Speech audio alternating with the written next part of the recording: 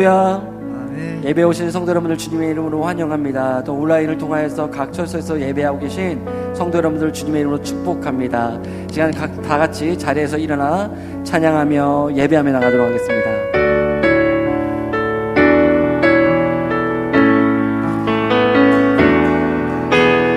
예수 우리 왕이여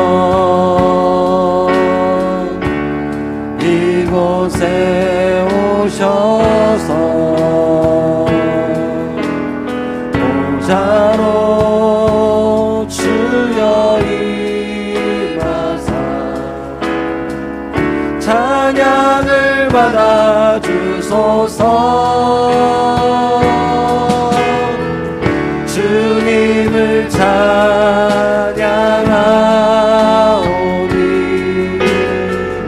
주님을 경배하오니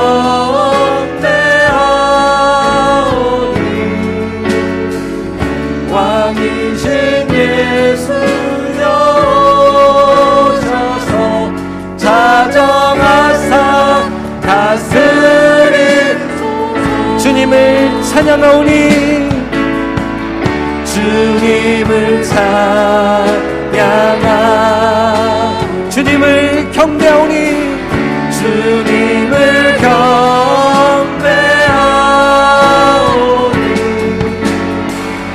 왕이신 예수여 오셔서 자정하사 다스리소서. 자정하사 다스리 주님 자정하여 다스리소서.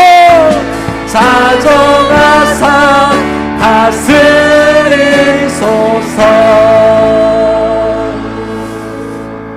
하나님 아버지, 오늘도 이 예배 가운데 찾아와 주시고 영광 가운데 자정하여 주시니 감사를 드립니다. 하나님, 오늘도 우리가 온전히 주님만을 바라보며 온 마음과 정성과 우리의 생명을 다해 주심을 예배하기 소망하오니 성령 하나님, 우리 이 자리에 찾아와 주셔서 한 사람 한 사람 심령마다 충만케 하여 주시고 오늘도 살아계신 하나님을 만남으로 우리가 다시 한번 소망을 회복하고 다시 이전을 나갈 수 있는 그 은혜를 우리 가운데 허락하여 주시옵소서. 우리의 입술의 고백과 우리의 모든 마음의 고백도 주님 받아주시고 이 시간도 전심을 주님을 높일 때 주님 한 번만 영광을 받아 주시옵소서. 감사드리며 예수님의 이름으로 기도했습니다. 아멘. 이 시간도 우리 손뼉치며 찬양하며 나가십시다. 내 영이 주를 찬양합니다. 내 영이 주를 찬양합니다. 내 영이 주를 찬양합니다. 내 영이 주를 찬양합니다. 내 영이 주를 우리 영광을 선포하며 기뻐하라 나의 영혼아. 기뻐하라 나의 영혼아. 감사하라 손을 들고 송축하라. 주를 향해 외치라. 기뻐하라 나의 영혼아. 감사하라 손을 들고 송축하라. 나의 기쁨으로 내 영이 주를 내 영이 주를 찬양합니다.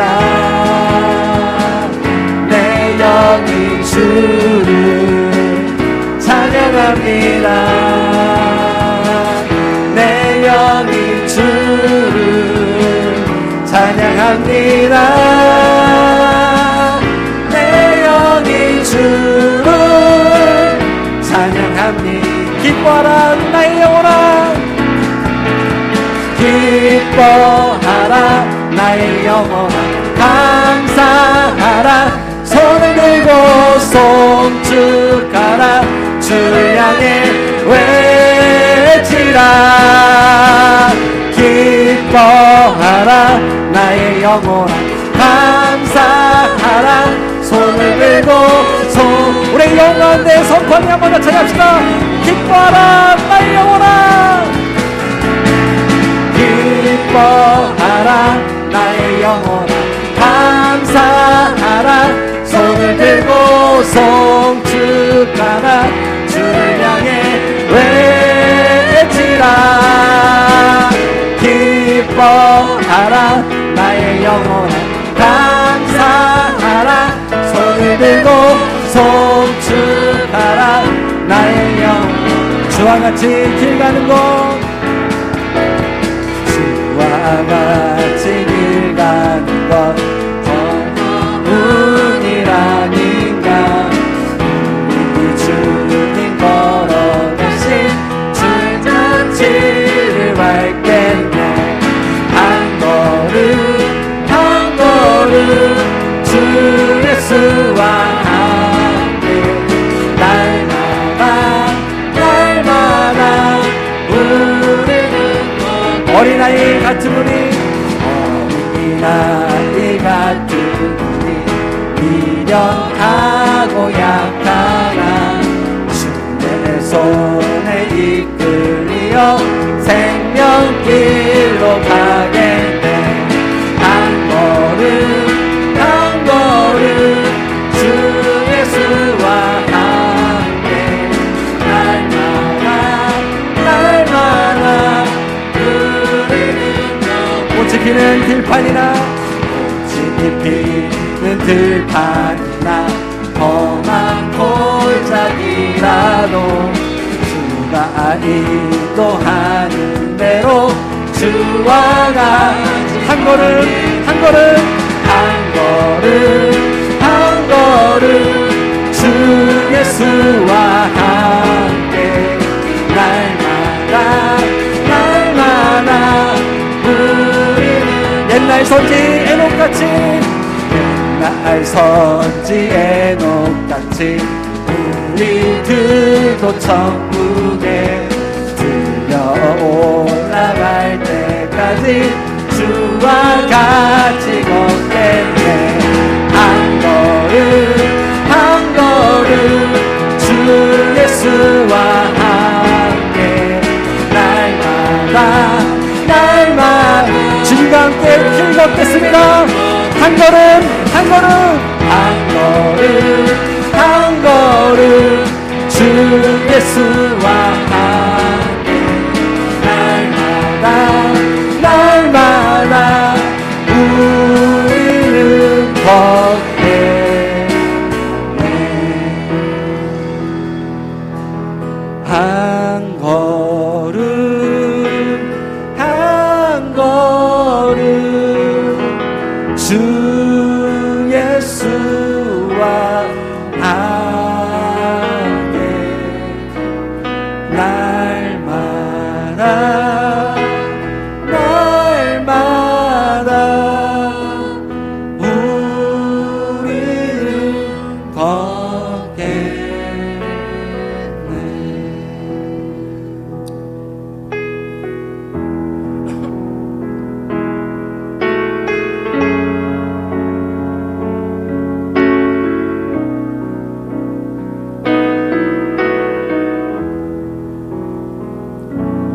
날마다 숨 쉬는 순간마다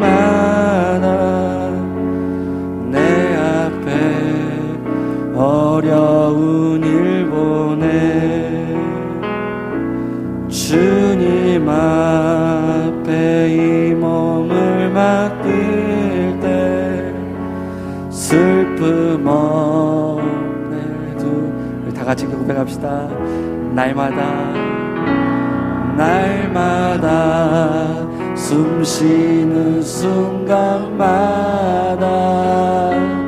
내 앞에 어려운 일 보내 주님 앞에 이 몸을 맡길 때 슬픔 없네 두려움 주님의 그 자비로운 손길 주님의 그 자비로운 손길 항상 좋은 것 주시노라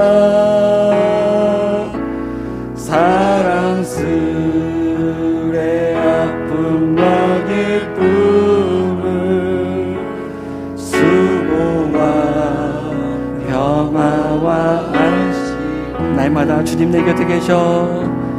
날마다 주님 내 곁에 계셔. 자비로 날 감싸주시네.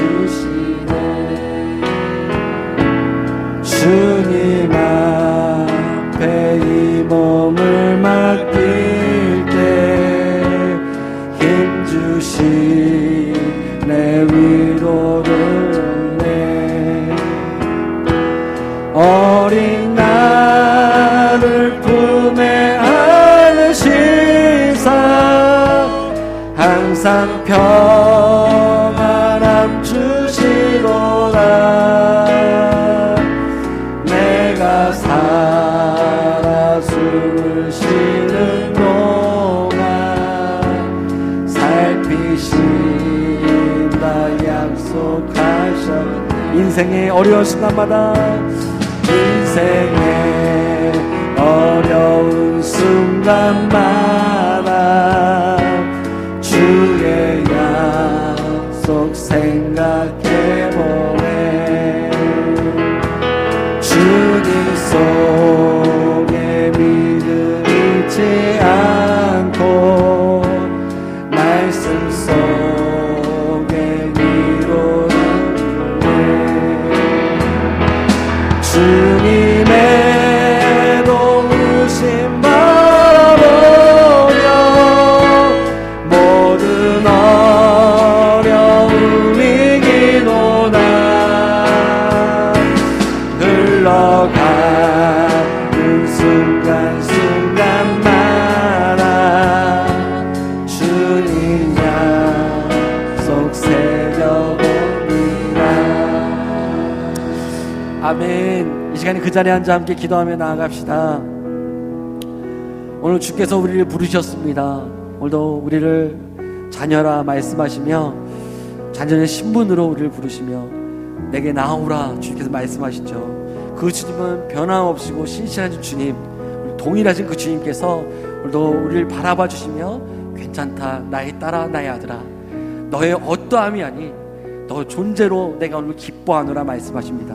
그리고 그 주님은 그 자비로운 손길을 우리를 만지시길 원하시고 우리의 영과 혼과 육을 새롭게 하시며 온전케 하시길 원하신 것이 주님의 마음인 것입니다. 오늘도 그래서 주 앞에 나아가십니다. 주님, 오늘도 나의 마음을 나의 영을 열고 주 앞에 나아갑니다. 주님이여, 오늘도 다시 한번 우리 이 예배 처소 가운데 찾아오시고 나의 심령 나의 영혼에 찾아오셔서 오늘도 주님의 간절함이 나의 간절함 되게 하여 주셔서 오늘도 주님을 바라보게 하시고 주님을 간절히 찾게 하시고 주님 앞에 나아가 온전히 우리의 심령을 깨뜨리며 주님을 만날 수 있는 은혜의 시간 되게 하여 주시옵소서. 오늘도 우리의 마음을 올려드리며 기도하며 나갔으면 좋겠습니다. 함께 기도합시다. 하나님 아버지 감사합니다. 오늘 주님 앞에 나와 예배하게 하시고 주의 이름 부르게 하시니 감사드립니다. 우리를 따라 아들아 말씀하셔 자녀라 불러주시니 감사드립니다. 이 은혜와 감격 가운데 주님을 예배하며 오늘도 주님이 나를 만나시길 원하시는 것처럼 다 또한 주님을 간절히 만나기 소원하며 그 간절한 주 앞에 나가기를 소망합니다. 주의 그 피로는 손으로 오늘도 우리를 찾아와 주시고 만져주시사 우리의 영이 다시 한번 주 앞에 회복을 얻게 하시고 새로운 주님의 온전한 주님의 것으로 소망을 회복하는 시간 될 수 있도록 주 함께하여 주옵소서. 말씀 가운데 예배 가운데 함께하여 주시고 우리 심령마다 놀라운 역사를 베풀어 주시옵소서. 주님 감사합니다.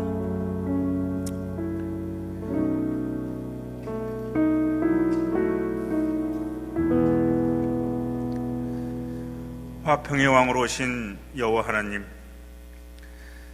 따사로운 햇살이 가득한 주일 아침 주를 앙모하는 자녀들을 불러주시고 향기로운 제단에 엎드려 경배와 찬양을 올려드릴 수 있음에 감사드립니다.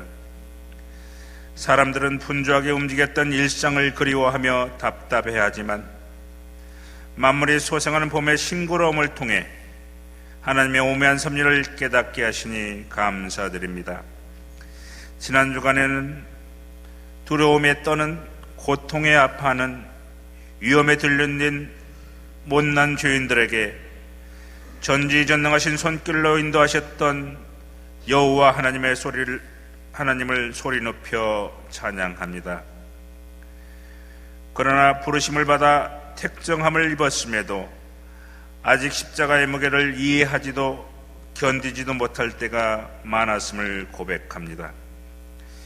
지명당에 십자가를 메었던 구레네 사람 시몬에게 초대교회를 돕는 믿음의 가문을 이끄셨던 그 사랑을 기억하게 하옵소서. 빈 무덤의 기쁜 소식을 먼저 전하였던 막달라 마리아처럼 열심을 허락하옵소서. 낙담하여 엠마로 향하던 두 제자들에게까지도 동행하셨던 친밀하신 예수님, 이 시간 임재하옵소서. 옛사람이 죽었음을 선포하고 새 사람을 입는 결단을 허락하옵소서. 이 나라와 민족을 위해 기도합니다. 죄악이 관영함으로 바빌론에서 애국에서 비참한 생활을 하던 이스라엘 민족에게 거룩하신 언약을 확정케 하셨던 역사를 기억합니다. 성령 대봉의 위협을 뒤로하고 북녘 땅에서는 이제 하나님을 크게 외칠 수도 없습니다. 자유와 물질이 넉넉함에도 남녘 땅에서는 자기의 소견에 옳은 대로 행하는 자들이 득세하고 있습니다.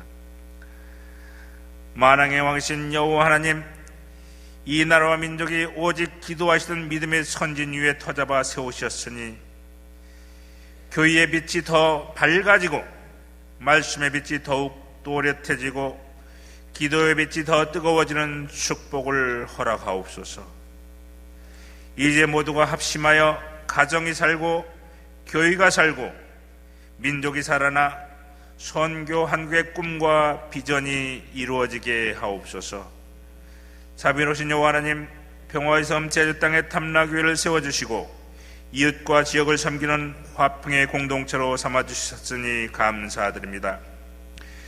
모이기에 힘썼던 대면의 시대가 어색해지고 거리두기로 인해 몸과 마음까지 함께 멀어지지 않았는지 뒤돌아봅니다.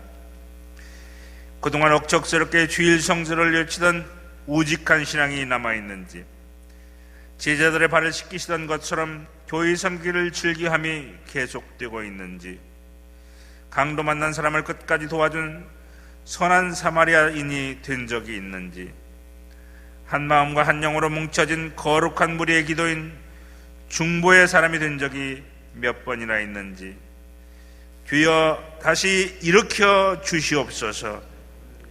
오직 예수의 사랑의 본질을 깨닫고 실천하는 진짜 예수인가 되게 하옵소서. 은혜로우신 여호와 하나님, 부름받은 종 말씀으로 증거케 하시니 감사드립니다. 듣는 이들이 어느 공간에 있던 이 세대를 본받지 말고 오직 마음을 새롭게 함으로 변화를 받아 하나님이고 선하시고 기뻐하시고 온전하신 뜻이 무엇인지 분별하는 거룩한 시간이 되게 하옵소서. 그리하여 믿음과 사랑에 있어서 뿐만 아니라 지혜와 총명에서 더 풍성해지는 강건의 사람들로 인쳐 주시옵소서. 또한 육이나 영적으로 허약함이 있습니까? 실로암 못에 가서 시치라는 말씀에 따라 시치니 눈이 번쩍 뜬 것처럼 예수의 이름으로 온전히 회복시켜 주시옵소서. 우리의 주인 되신 나사렛 예수의 이름으로 기도하옵나이다.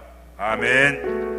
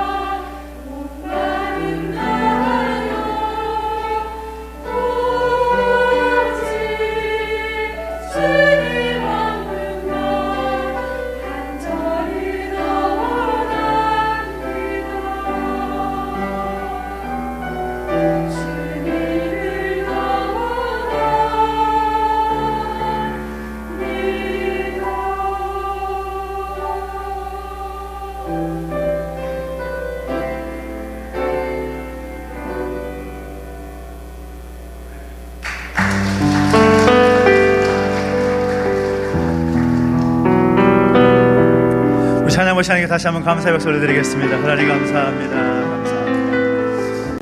오늘 주일을 배우신 여러분 다시 한번 환영하고 축복합니다. 우리 좌우에 계신 분과 한번 인사할까요? 주의 이름으로 환영합니다. 시작. 주의 이름 환영합니다. 축복합니다. 환영하고 축복합니다. 함께 손을 뻗어 축복하면서 찬양할까요?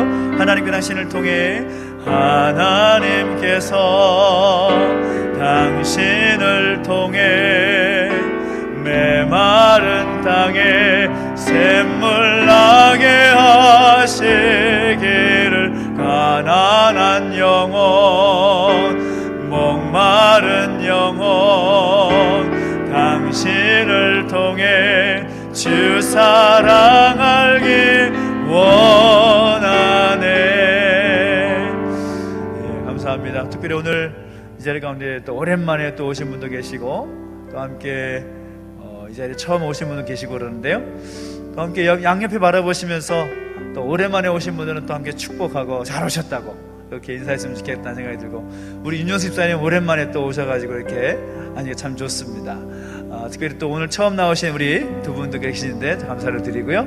함께 축복을 다시 한번 우리 마음을 담아서 축복을 찬양하실까요? 하나님께서 당신을 통해 메마른 땅에 샘물 나게 하시기를 가난한 영혼 목마른 영혼 당신을 통해 주 사랑 알기 원하네. 환영합니다. 축복합니다. 감사합니다. 오늘 우리에게 주신 말씀을 함께 보겠습니다. 사도행전 21장 17절부터 36절까지 말씀을 함께 보겠습니다. 사도행전 21장 17절부터 36절까지 말씀을 우리 한 절씩 함께 교독하겠습니다. 신약성경 225페이지에 있습니다. 사도행전 21장 17절부터 36절까지 말씀입니다. 한 절씩 함께 교독하겠습니다. 예루살렘에 이르니 형제들이 우리를 기꺼이 영접하거늘 그 이튿날 바울이 우리와 함께 야고보에게로 들어가니 장로들도 다 있더라. 바울이 문안하고 하나님이 자기의 사역으로 말미암아 이방 가운데서 하신 일을 낱낱이 말하니 그들이 듣고 하나님께 영광을 돌리고, 너도 보는 바에 유대인 중에 믿는 자 수만 명이 있으니 다 율법의 열성이 내가 이방에 있는 모든 유대인들을 가르치되 모세를 비방하고 아들들에게 할례를 행하지 말고 또 관습을 지키지 말라 한다 함을 그들이 들었도다. 그러면 어찌할꼬?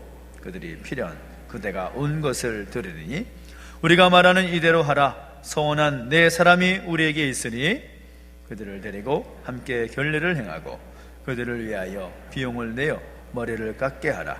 그러면 모든 사람이 그대에 대하여 들은 것이 사실이 아니고 그대도 율법을 지켜 행하는 줄로 알 것이라. 주를 믿는 이방인에게는 우리가 우상의 제물과 피와 목매어 죽인 것과 음행을 피할 것을 결의하고 변제하였느니라 하니 바울이 이 사람들을 데리고 이튿날 그들과 함께 결례를 행하고 성전에 들어가서 각 사람을 위하여 제사 드릴 때까지의 결례 기간이 만개된 것을 신고하니라. 그 이래가 거의 참에 아시아로부터 온 유대인들이 성전에서 바울을 보고 모든 무리를 충동하여 그를 붙들고 외치되 이스라엘 사람들아 도우라. 이 사람은 각처에서 우리 백성과 율법과 이곳을 비방하여 모든 사람을 가르치는 그 자인데 또 헬라인을 데리고 성전에 들어가서 이 거룩한 곳을 더럽혔다 하니, 이는 그들이 전에 에베소 사람 드로피모가 바울과 함께 시내에 있음을 보고 바울이 그를 성전에 데리고 들어간 줄로 생각함이로라. 온 성이 소동하여 백성이 달려와 모여 바울을 잡아 성전 밖으로 끌고 나가니 문들이 곧 닫히더라. 그들이 그를 죽이려 할 때에 온 예루살렘이 요란하다는 소문이 군대의 천부장에게 들리매 그가 급히 군인들과 백부장들을 거느리고 달려 내려가니 그들이 천부장과 군인들을 보고 바울 치기를 그치는지라. 이에 천부장이 가까이 가서 바울을 잡아 두 쇠사슬로 결박하라 명하고 그가 누구이며 그가 무슨 일을 하였느냐 물으니 무리 가운데서 어떤 이는 이런 말로 어떤 이는 저런 말로 소리치거늘 천부장이 소동으로 말미암아 진상을 알 수 없어 그를 영내로 데려가라 명하니라. 바울이 층대에 이를 때에 무리의 폭행으로 말미암아 군사들에게 들려가니 이는 백성의 무리가 그를 없이 하자고 외치며 따라가미러라. 아멘. 한 번 더 기도하겠습니다. 하나님 아버지, 은혜와 사랑을 감사드립니다. 우리 가운데 함께 하셔서 하나님을 예배하게 하시고 또 귀한 말씀 우리 가운데 주심으로 감사를 드립니다. 말씀을 통하여 말씀 속에 담겨진 진리를 깨닫게 하시고 말씀을 따라 힘써 살아가는 우리의 모습이 되게 하여 주옵소서. 감사를 드리며 예수님의 이름으로 기도하옵나이다. 아멘. 할렐루야. 아멘. 우리 하나님의 은혜가 여러분과 함께 하기를 예수님의 이름으로 축원합니다. 좋은 미래, 또 밝은 미래, 그것은 우리 모두가 소망하고 바라는 것일 것입니다. 이 자리에 앉아 계신 분들 가운데 나는 나쁜 미래를 바라고 암담한 미래를 원한다 라는 분이 있다면 그분은 아주 이상한 분이라고 할 수밖에 없을 것입니다. 제가 지금까지 어떻게 살아왔는가 라는 생각을 해보니까 지나간 시간 동안에 참 많은 다양한 일들을 겪고 또 하면서 살아왔던 것을 보게 되었습니다. 그럴 때 정말 많은 일들을 하고 또 선한 목적을 따라서 하나님 주신 마음을 가지고 여러 가지 일을 감당할 때 본의 아니게 그 자리 가운데 많은 오해를 또 받으면서 그 일을 했었던 것들이 기억이 나는 거죠.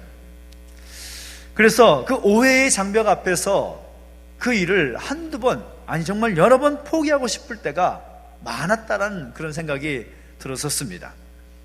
우리가 좋은 미래를 추구하고 또 밝은 미래의 삶을 추구하면서 살아갈 때 무엇보다 우리가 넘어가야 할 장벽이 있다면 그 중에 하나가 바로 오해의 장벽이 아닐까라는 생각을 해보게 됩니다.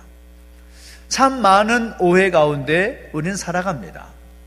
그리고 참 많이 오해를 하고 또 오해를 받고 살아가고 있습니다.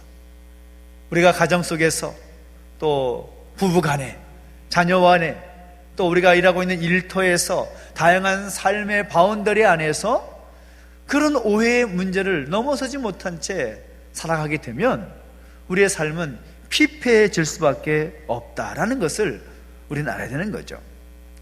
교회 가운데서도 마찬가지입니다. 우리 믿음의 생활 가운데도 마찬가지입니다. 그런 오해의 문제들로 인해서 진일보하지 못하고 계속해서 그 자리에 머물면서 아니 너 퇴보하면서 살아가는 사람들이 참 많이 있음을 보게 됩니다. 어쩌면 이 자리에 앉아있는 우리 중에도 이런 오해의 문제로 인하여서 오해의 장벽 때문에 성장하지 못하고 자라지 못하고 그 자리에 머물고 있는 분들이 계실지도 모르겠습니다. 중요한 것은 무엇인가 하면 그 오해의 장벽을 넘어서지 못하면 그 오해 때문에 상처받고 상처를 주면서 그 오해의 담을 넘어서지 못하면 우리의 미래는 밝지 못하다라는 사실인 거죠. 우리가 신앙생활 하면서도 우리가 사회생활 하면서도 정말 그 오해로 인하여서 참 많은 시험에 들고 또 때로는 그 신앙생활을 포기하고 싶은 그런 마음대로 들 때가 참 많이 있습니다. 분명한 것은 우리는 그 오해의 담을 넘어설 수 있어야 한다는 사실인 거죠. 저는 우리가 믿음의 생활을 감당하면서 우리 삶에 다가오는 여러 가지 그런 오해의 그런 장벽들을 능히 뛰어넘을 수 있는 우리 모두가 되시기를 예수님의 이름으로 축원합니다. 오늘 본문에도 바로 그런 이야기가 담겨져 있습니다. 오해에 대한 이야기가 나오는 거죠. 이야기는 이렇습니다. 사도 바울이 안디옥 교회의 파송을 받아서 아시아 지역 가운데, 유럽 지역 가운데, 마게도냐 지역 가운데 복음을 전하는 그런 전도 여행을 3번에 걸쳐서 다녀오게 됩니다. 그리고 3차에 걸친 전도 여행을 마치고 예루살렘 모 교회로 돌아와서 그간에 있었던 선교 보고를 하는 거죠. 근데 그 자리에 두 부류의 사람이 있었는데 어떤 사람이 있었는가? 사도 바울의 그 보고를 들으면서 하나님께 영광을 돌렸던 사람들이 있었고, 또 다른 한 부류는 그 바울이 감당했던 그 사역들을 오해하는 그런 사람들이 있었다라는 것입니다. 근데 무슨 오해냐? 우리가 함께 말씀을 읽어봤지만 21절 말씀을 보니까 세 가지의 오해를 하고 있습니다. 하나는 바울이 모세를 배반했다. 두 번째는 바울이 아들들에게 할례를 행하지 말라고 했다. 세 번째는 바울이 유대의 관습을 지키지 말라고 했다. 그렇게 오해를 하고 있는 것입니다. 바울이 그가 전도할 때에 복음을 전하면서 했던 말들을 생각해 보면 그가 모세를 배반한 적도 없고 아들들에게 할례를 행하지 말라고 한 적도 없고 유대인의 관습을 지키지 말라고 한 적도 없음에도 불구하고 그들은 그러한 오해를 가지고 있었다는 거죠. 어떻게 그런 오해를 가졌는가? 바울에 대한 그 소문을 들었다라는 겁니다. 사실 정말 바울은 복음을 전하는 사역을 감당하면서 할례를 반대한 적이 없습니다. 율법을 배반한 적이 없습니다. 유대인들의 관습을 반대한 적이 없습니다. 오직 할례로만 구원받을 수 없다. 율법으로만 관습을 지킨다고 해서 구원받을 수 없다라는 사실을 말했을 뿐인데, 바울에게 가진 오해는 바울이 그 모든 것을 다 못하게 했다, 그렇게 오해를 하는 것입니다. 대부분의 사람들이 그런 오해를 갖는 경향들을 보면 이렇습니다. 친하고 또 가까운 사람들이 와서 이러쿵저러쿵 이야기하면 그것이 사실 여부와 상관없이 진짜 그런가? 그러면서 그 사람에 대한 편견이 생기는 거죠. 오해가 생기는 것입니다. 그 오해가 생기게 되면 어떻습니까? 그 사소한 오해가 한 생명을 죽게 만들 수도 있고 한 가정과 교회를 무너지게 할 수도 있는 것이죠. 이것이 사단의 방법입니다. 사단이 하나님의 사람들을 무너지게 하고 하나님의 교회를 무너뜨리게 하는 그 즐겨 사용하는 방법 중에 하나가 오해하게 만드는 것입니다. 사단은 아담과 하와로 하여금 하나님의 말씀을 오해하게 만들었습니다. 가인이 동생 아벨을 죽이게 되었을 때 왜 죽이게 되었습니까? 하나님께서 아벨의 재산을 받으시고 나의 재산은 받지 않으신다라고 오해하셨기 때문인 겁니다. 왜 사울이 다윗을 죽이려고 했습니까? 백성들이 다윗을 칭송하니까 다윗이 이제 곧 내 자리를 빼앗겠구나라는 오해를 했기 때문이라는 거죠. 그런 오해의 모습들이, 그런 오해의 불행한 모습들이 우리의 삶 속에서 수도 없이 일어나고 있다는 것입니다. 어쩌면 지금 우리 가운데도 그런 오해 때문에 마음의 상처를 입고 시험에 들고 어찌할 바 몰라서 하나님께 통회하는 마음으로 기도하고 있는 분들이 있을지도 모르겠습니다. 그 오해의 장벽 앞에서 우리는 어떻게 살아가야 될 것인가? 우리는 어떻게 그 장벽을 뛰어넘을 수 있을 것인가? 오늘 본문은 몇 가지의 그 힌트를 우리에게 제시하고 있습니다. 먼저 오늘 본문을 보면 그 오해의 상황 속에서 대화로 그 문제를 풀어가는 모습들을 보게 됩니다. 사도 바울의 그 사역에 대한 오해가 있을 때에 예루살렘 교회의 지도자였고 예수님의 동생이었던 야고보가 그 문제를 어떻게 해결하고자 하는가 하면 말씀을 보니까 바울을 만납니다. 그리고 바울에게 열심 있는 유대인들로부터 들은 내용을 바울에게 전달합니다. 자신이 들었던 그 내용이 사실인가 그것을 확인하는 거죠. 자신이 그동안 들었던 내용대로 바울을 이상한 눈으로 바라보고 또 편견을 가지고 단정해버리면서 바울을 정죄하는 것이 아니라 그것이 사실인지를 바울에게 물어보는 겁니다. 오늘 본문을 보니까 뭐라고 말하고 있습니까? 정말 사실이냐? 그러면 어찌할꼬? 라고 말하면서 바울에게 그런 이야기를 하면서 오해를 풀고자 하는 것입니다. 오해가 있을 때, 가벼운 오해가 있을 때는 아주 쉽게 풀 수 있는 방법이 이야기를 하는 거죠. 정말 그러하냐? 이런 이야기가 들리던데 진짜 그러냐? 오해가 생기면 자존심이나 체면을 내세우는 것이 아니라 대화하는 것, 이야기하는 것, 소통하는 것, 이것이 중요하다는 것입니다. 문제가 더 복잡해지고 더 커지기 전에 이야기를 해야 되는 것이죠. 왜요? 사람들은 불완전한 존재이기 때문입니다. 사람이 완전한 것처럼 느껴져도, 모든 것 다 할 수 있는 것처럼 느껴져도 사람이 다 할 수 있는 건 아닙니다. 다 알지 못합니다. 불안한 존재라는 것입니다. 완전하지 않습니다. 그래서 내가 보고 싶은 것만 보고 자기에게 유리한 쪽으로 해석하는 것이 인간의 실존입니다. 자기 관점에서 아주 주관적으로 보고자 하기 때문인 거죠. 이 사전적인 오해에 대한 의미를 봐도 이렇습니다. 사전을 보면 이 오해라는 말에 대해서 이렇게 설명합니다.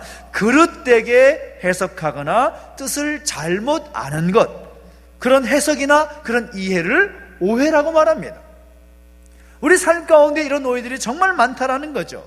대부분의 오해가 잘못된 추측에서 시작합니다. 어떤 사실을 보고서, 어떤 소문을 듣고서 자기 나름대로, 자기 편한 대로 추측하고 단정해버리는 겁니다. 아, 그럴 것이다. 그런 예가 참 많이 있죠. 저도 어렸을 때 이런 경험이 있습니다.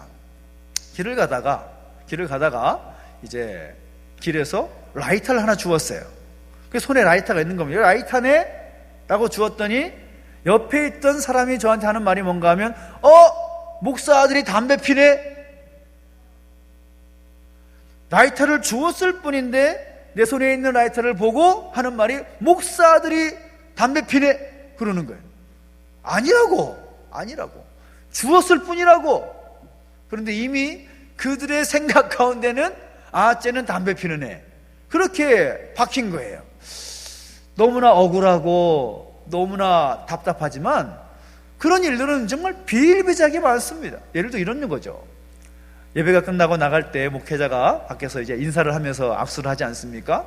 이 코로나 시대가 되니까 악수도 제대로 못하고 참 마음이 답답하기 그지없는데, 악수를 하고 인사하면서 한 주간도 승리하시라고 그러면서 인사를 하는데, 어떤 분들에게 사람이 갑자기 많이 몰려가게 되면 일일이 다 악수 못하잖아요.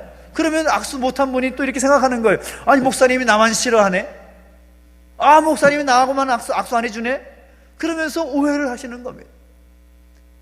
이런 경우는 허다합니다. 잘못된 사실을 진짜 사실로 받아들여 버리는 것. 설교를 들을 때도 이런 경우 많죠. 오늘 목사님 설교를 하시는데 나 들으라고 하는 설교인가 봐. 어쩌면 그렇게 나한테 하는 말씀인지 모르겠어 하면서 자신에게 하는 말로 오해하는 경우가 참 많이 있습니다. 예전에 서울에 사역할 때 이런 분이 계셨습니다. 제가 사역하는 그런 사역 공동체 아이들 부서 선생님들 가운데 한 분이 있으셨는데, 이분이 참 특이한 것은 주일 저녁 8시가 되면 항상 전화가 옵니다. 전화가 와서 하시는 말씀 이런 내용입니다. 항상 내용은 똑같습니다. 오늘 교회에서 예배 드리는데 담임 목사님이 설교하신 내용이 다 나 들으라고 하는 내용인 것 같아요. 그러면서 한탄을 하는 거예요.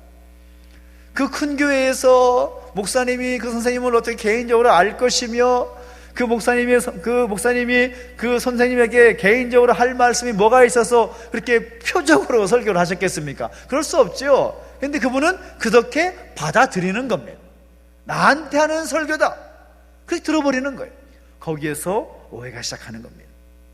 여러분, 그런 오해가 생길 때 가장 먼저는 이야기를 할 필요가 있습니다. 이런 이야기가 들리던데 어떻게 된 거냐? 이런 이야기인데 내가 알고 있는 것이 진짜니? 물어보면서 그 오해를 풀어가는 과정이 필요하다라는 거죠. 그런데 가벼운 오해는 그렇게 해결될 수도 있겠지만, 정말 그것이 기정사실화 되어버리는, 기정사실처럼 받아버리는 사람이 있어버리면 더 문제가 커지게 되면 어떻게 됩니까? 그때는 오늘도 본문 가운데 나와 있는 내용이지만 그것을 사실을 증명해 보이는 거죠. 사도 바울이 그런 사역을 감당하고 왔을 때에 수많은 유대인들, 수만이 되는 그런 사람들이 그렇게 사도 바울을 향해서 오해를 하고 있을 때에 정말 야고보가 뭐라고 말하는가 하면, 사도 참 재미있는 제안을 합니다. 그 안에 4명의 서원한 사람이 있는데 그 서원의 기간이 만료가 되어서 이제 정결 예식을 해야 되는데 당신이 그들을 데리고 가서 그들 대신에 비용을 지불해 가며 정결 예식을 해주라, 그렇게 말하는 것입니다. 사도 바울의 입장에서는 굉장히 좀 떨떠름할 수도 있을 것입니다. 내가 잘못한 것도 없고 내가 뭘 실수를 했가니 그런 어떤 오해를 풀 수 있는 일을 해야 될 것인가 생각할 수도 있겠지만 사도 바울은 야고보의 제안을 받아들입니다. 그렇게 하겠습니다. 그래서 사도 바울이 그 4명의 서원한 사람들을 데리고 성전에 올라가서 그들의 정결 예식을 할 수 있도록 자신의 비용을 대주는 거죠. 그래서 그렇게 하는 목적이 무엇입니까? 그렇게 오해하고 있는 사람들이 사도 바울을 향하여서 가진 오해 풀어주기 위함인 것이죠. 아니다, 그렇지 않다. 사도 바울의 율법을 무시하는 것도 아니고 할례를 무시하는 것도 아니고 유대인의 관습을 무시하는 것도 아니다. 사도 바울은 철저히 존중하면서 그렇게 하고 있다라는 것을 보여주라는 것입니다. 그래서 사도 바울은 그 야고보의 제안에 순순히 응하는 거죠. 그렇게 사실을 증명해 주는 것입니다. 친하고 가까운 사람이 그런 오해를 갖게 되면 사실을 확인하지도 않고 그대로 믿고 판단해 버리는 것은 굉장히 큰 문제가 있습니다. 색안경을 끼는 것과 마찬가지이기 때문인 거죠. 그런 시각들이 오해를 불러일으키고 그 오해로 말미암아 불행하게 만드는 겁니다. 성경 속에도 그런 이야기들이 정말 많이 있습니다. 아브라함이 아비멜렉에게 갔을 때에 자신의 아내 사라를 빼앗길 것을 염려해서 오해를 하는 거죠. 그래서 예쁜 아내를 빼앗길까봐 뭐라고 말합니까? 아내를 소개할 때 내 누이라고 소개를 하는 거죠. 오해에서 비롯된 사단입니다. 그 아들 이삭도 마찬가지죠. 그랄에 블레셋 왕이었던 아비멜렉이 갔을 때에 사람들이 아내인 리브가를 볼 때 너무 예뻐서 자기를 죽이고 빼앗길까봐 또 그 아내를 누이라고 속이게 됩니다. 그런 선입견, 그런 편견을 가지고 오해한 결과가 참 이상하게 나타나는 거죠. 그런 오해를 벗어나기 위해서는 사실인지를 확인하면 되는 거죠. 사실인지 확인하기 전에 단정하고 판단하며 정죄하는 것은 안 되는 것입니다. 그런데 이런 방법들도 오해의 문제가 다 해결될 수가 있느냐? 거의 대부분은 잘 해결되지 않습니다. 해결되는 것 같아도 뒤끝이 깔끔하지가 않습니다. 어떻게 되느냐? 오늘 본문이 바로 그것을 우리에게 소개하고 있는데 결국 그 오해의 문제 앞에서 그 오해의 장벽을 넘어서기 위해서는 우리가 하나님의 은혜를 구해야 된다는 거죠. 하나님의 은혜를 구하고 우리에게 주신 그 사명의 자리, 그 사명을 감당할 자리, 그 자리를 지키며 나아가는 것이 정말로 중요하다는 것을 오늘 본문은 이야기하고 있습니다. 여러분, 오늘 27절을 보니까 이제 또 다른 새로운 부류가 등장합니다. 아시아에서 온 유대인들이 등장을 하는데 이 사람들은 어떤 사람들인가 하면 바울을 죽이기 위해서, 바울을 제거하기 위해서 군중들을 충동하는 사람들이었습니다. 아예 바울을 제거하기 위해서 그 멀리서 찾아온 것이죠. 근데 이들의 주장이 뭔가 하면 유대인들이 아주 소중하게 여기는 것들을 고집어내어서 예민한 그 문제를 끄집어내는 것입니다. 유대인들에게 있어서 너무나 중요한 3가지가 있습니다. 하나는 그들이 하나님께로부터 특별히 선택을 받았다라는 선민의식. 또 한 가지는 무엇인가 하면 하나님께서는 율법을 그들에게만 주셨다라는 어떤 자부심. 3번째는 그들에게만 있는 예루살렘 성전. 이것이 그들에게 가장 중요하고 그 무엇과도 바꿀 수 없는 자랑거리였습니다. 그런데 사도 바울을 향해서 그들이 하는 말들을 들어보니까 사도 바울이 이방인을 성전 가운데 들어가게 했다, 그런 말을 하는 것입니다. 당시 성전에는, 예루살렘 성전에는 제사장들이 들어가는 공간이 있고 또 이스라엘 백성들, 유대인들이 들어갈 수 있는 공간이 있고 또 여인들이 들어갈 수 있는 공간이 있고, 그리고 이방인이 들어갈 수 있는 이방인의 뜰이 있었습니다. 그런데 그들이 하는 말은 무엇인가 하면, 이방인이 감히 이스라엘 백성들만 갈 수 있는 그 성전 안에 들어가서 성전을 더럽혔다라고 이야기를 하는 겁니다. 이 말을 들었을 때에 유대인들은, 이스라엘 백성들은 가만히 있을 수가 없습니다. 이미 그들의 역사 가운데 어떤 일이 있었는가 하면, 헬라 제국이 있었을 때, 지금 이 시대는 로마 제국의 상황인데, 헬라 제국이 있었을 때에 예루살렘 성전이 완전히 더럽혀진 경험이 있었습니다. 예루살렘 성전 가운데 헬라 제국의 군인들이 돼지의 피를 뿌려버리면서 그 성전을 더럽혔던 경험이 있습니다. 제사장들을 다 죽여버렸던 그런 기억이 있습니다. 그런 역사가 있습니다. 그런 역사 때문에 마카비 혁명이 일어났고, 다시금 예루살렘 성전을 새롭게 세워나가는 역사가 있었는데, 다시금 바울이 그 성전을 더럽혔다라는 이야기를 들었을 때에 그들은 피가 거꾸로 솟는 거죠. 아니, 바울이 그런 일을 했단 말이야? 그래서 그들이 보였던 행동이 무엇입니까? 바울을 끌고 나오는 것입니다. 바울을 돌로 치려고 하는 것입니다. 바울을 죽이려고 하는 것이죠. 그런 오해로 인하여서 이 바울의 생명까지 위태로운 그런 상황 가운데 처하게 된 것입니다. 이런 악의적인 오해를 받을 때 사도 바울이 어떻게 그 문제를 해결할 수가 있었겠습니까? 아이러니하게도 인간으로서 어떤 할 수 있는 방법도 없는 거죠.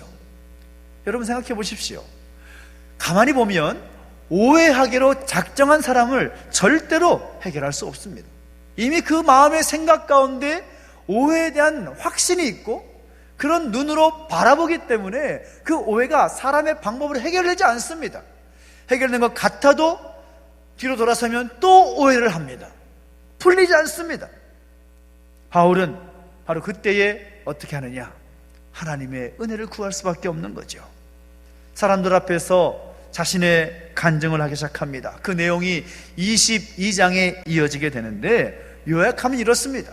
내가 어떻게 예수님을 믿고 변화가 되었는가? 내가 어떻게 살아왔는가? 내가 율법을 무시하는 것이 아니고, 또 모세를 배반하는 것도 아니고, 유대인들의 관습, 할례 이런 것들을 무시하는 것이 아니다. 그러나 구원은 무엇이냐? 예수 그리스도를 믿음으로 말미암아 구원받는 것인데, 내가 그 구원을 받은 사람이다 라고 선포하는 것입니다. 참 놀라운 것은, 죽음의 위협 앞에서 자신의 생명이 왔다 갔다 하는 그런 상황 속에서 그는 하나님의 은혜를 사모하며 그 자리에 있었다라는 사실인 겁니다. 감옥에 가는 것도 두려워하지 않습니다. 생명의 위협을 두려워하지 않습니다. 수많은 오해를 받아왔고, 그동안의 모습 속에서 설교를 못한다라는 오해도 받았고, 돈을 좋아한다라는 그런 오해도 받았고, 이중인격자라는 그런 오해도 받았고, 차별주의자, 반유대주의자 그런 오해를 받았음에도 불구하고 그는 수많은 오해 앞에서 복음을 전하는 그 사명을 포기하지 않았다라는 겁니다. 사명을 포기하지 않습니다. 놀라운 것은 그가 오해를 받고, 그리고 그 죽음의 위협 가운데 있음에도 불구하고 하나님께서는 그 오해를 통하여서 하나님의 사역과 하나님의 일들을 이루어 가시더라는 것입니다. 참 놀라운 것은 오해를 받아도 그 오해를 통하여서 하나님의 뜻을 이루어 가시는 반전의 역사를 보게 하시더라는 것입니다. 무슨 말입니까? 여러분, 사도 바울이 오해를 당하고 또 오해의 그런 순간 속에서 죽음의 위협을 받는데, 문제는 하나님은 그것을 사용하셔서 복음이 그 지역만이 아니라 이제 사도 바울이 잡혀서 로마로 가게 되는데, 로마에 가서 세상 끝까지 복음을 증거하는 그 사명을 감당하게 하시더라는 사실인 것입니다. 그리고 그 오해를 통해서, 오해를 넘어서서 하나님을 바라보게 하시는 역사를 하나님께서 이루어 가시더라는 것입니다. 정말 우리는 이 오해의 상황 가운데 어처구니 없는 그런 오해를 당해도 우리가 잊지 말아야 될 것은 하나님께서 이 오해를 사용하셔서 이 오해를 넘어서게 하셔서 사명을 이루게 하신다는 사실을 우리가 기억하면서 살았으면 좋겠습니다.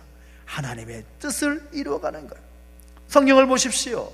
요셉을 보면 형들과 보디발의 아내가 악의적으로 오해를 하고 그를 제거하려고 하지 않습니까? 다윗을 보십시오. 사울이 악의적인 오해를 하면서 다윗을 죽이려고 합니다.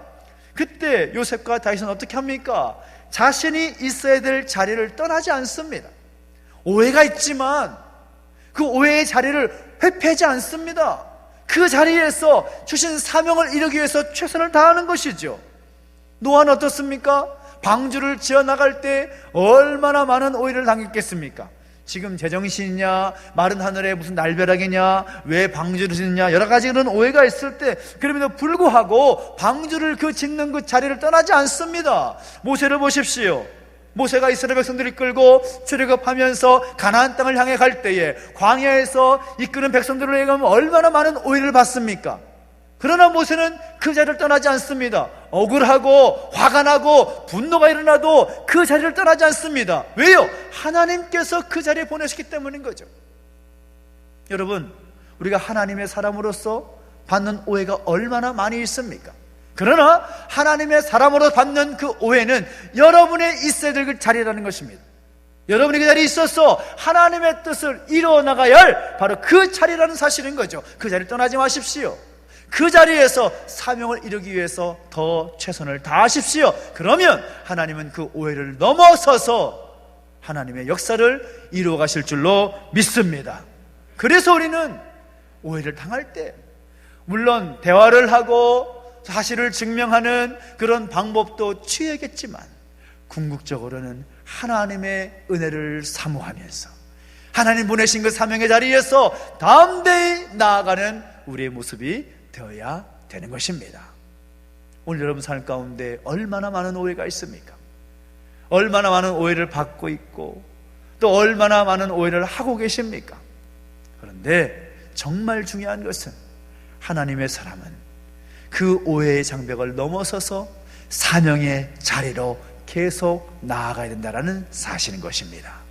오늘 저와 여러분이 여러 가지 다양한 그런 오해를 받고 있다 할지라도 하나님의 은혜를 사모하면서 하나님의 은혜로 그 오해의 장벽을 넘어서서 우리가 있어야 될 그 자리를 은혜 가운데 잘 켜나가고 하나님의 뜻을 이루어낼 수 있는 우리 모두가 되시기를 예수님의 이름으로 축원합니다. 기도하겠습니다. 우리 함께 기도하며 나가실 때 함께 찬양하면서 하나님의 은혜를 구하며 함께 나아가길 원합니다. 인생의 어려운 순간마다 주님의 약속을 생각하면서 하나님의 도우심을 구하며 그 모든 오해의 장벽을 뛰어넘기를 결단하면서 함께 찬양하십시다. 인생의 어려운 순간마다 우리를 도우시는 하나님을 소망하고 기대하면서 찬양하십시다. 인생의 어려운 순간마다 주님 약속 생각해보네. 주님 속에 믿음 잃지 않고 말씀 속에 위로를 얻네. 주님의 도우심, 주님의 도우심 바라보며 모든 어려움 이기도다. 흘러가는 순간순간마다 주님 약속 새겨봅니다. 우리 기도하며 나가실 때 오해를 받고 또 오해했던 우리의 모습을 돌아보면서 함께 기도하십시다.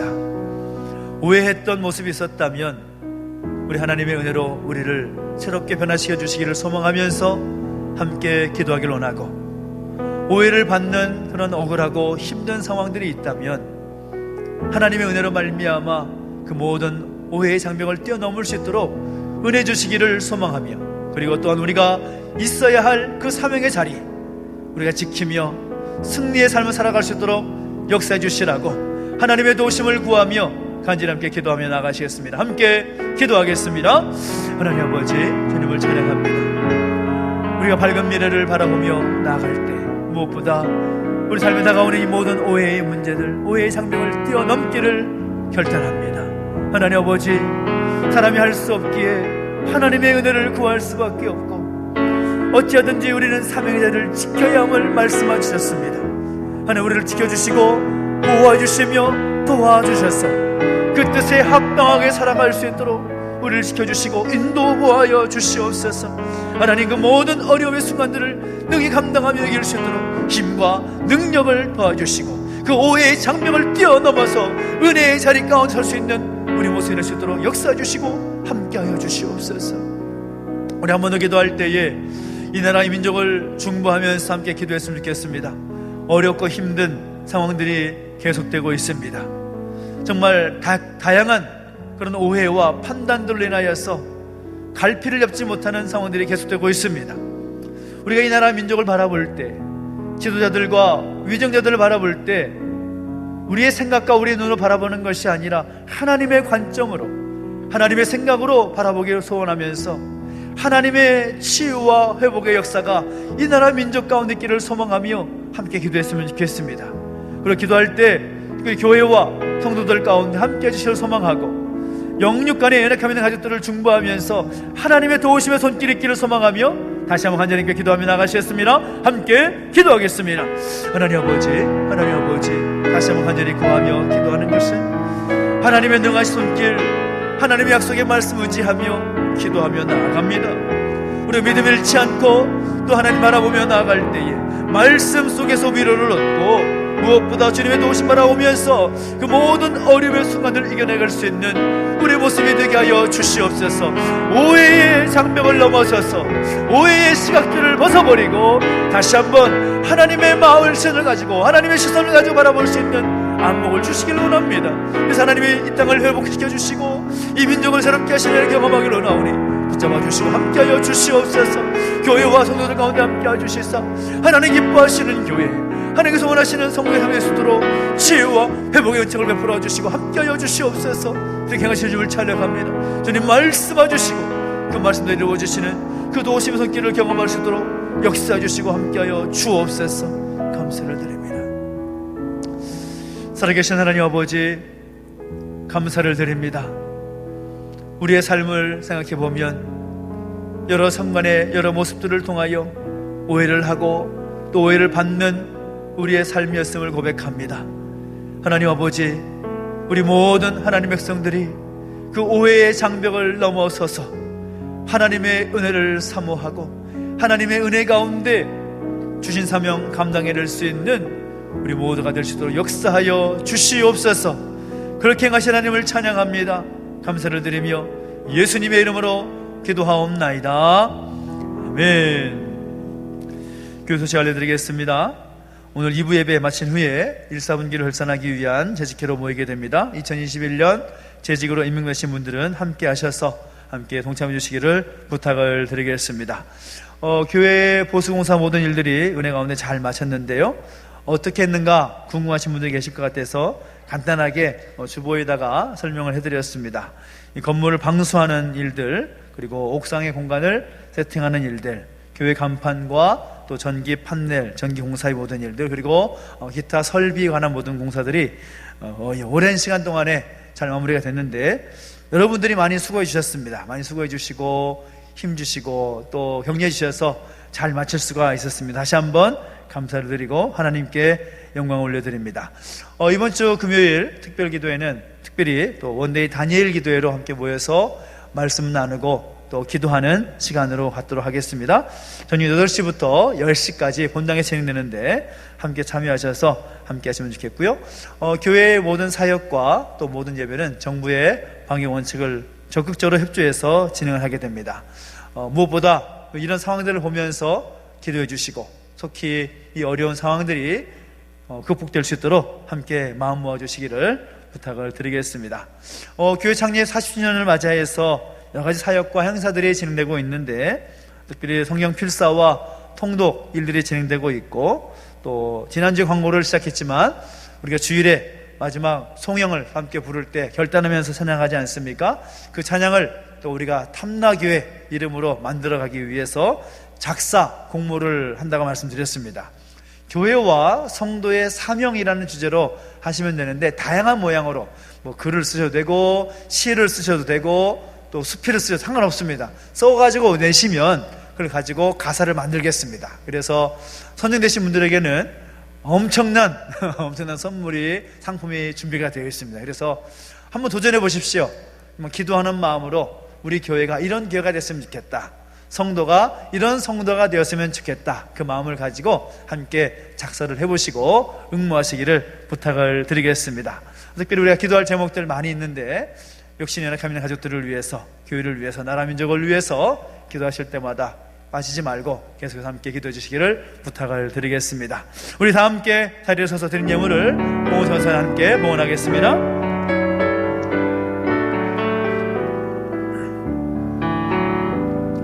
내게 있는 모든 것을 아낌없이 드리네. 사랑하고 의지하며 주만 따라 살리라. 주께 드리네, 주께 드리네. 사랑하는 구주 앞에 모두 드리네. 아멘. 하나님 아버지, 은혜와 사랑을 감사드립니다. 우리 하나님께서 함께 하셔서 하나님을 예배할 수 있는 은혜를 주시고 또 귀한 예물 드릴 수 있도록 인도하 주시니 감사를 드립니다. 우리 성기 가운데 복 주셔서 또 좋은 것, 더 아름다운 것 드릴 수 있는 은혜를 허락해 주시옵시고, 그들의 모든 삶의 지경을 확장시켜 주셔서 날마다 주와 함께 동행하는 복된 역사가 있을 수 있도록 은혜를 더하여 주옵소서. 이 예물이 상되는 곳곳마다 하나님의 영광이 드러나게 하시고 하나님의 그 뜻이 온전히 이루어지게 하여 주시옵소서. 감사를 드리며 이제는 우리 구주 예수 그리스도의 은혜와 하나님 아버지의 그 크신 사랑과 성령의 감화감동, 인도, 보호하심의 역사가 다시 한번 오해의 장막을 넘어서서 하나님 은혜 가운데 나아가기를 결단하는 우리 모든 주의 백성들 머리머리 위에 이제부터 영원토록 함께 있을지어다. 아멘.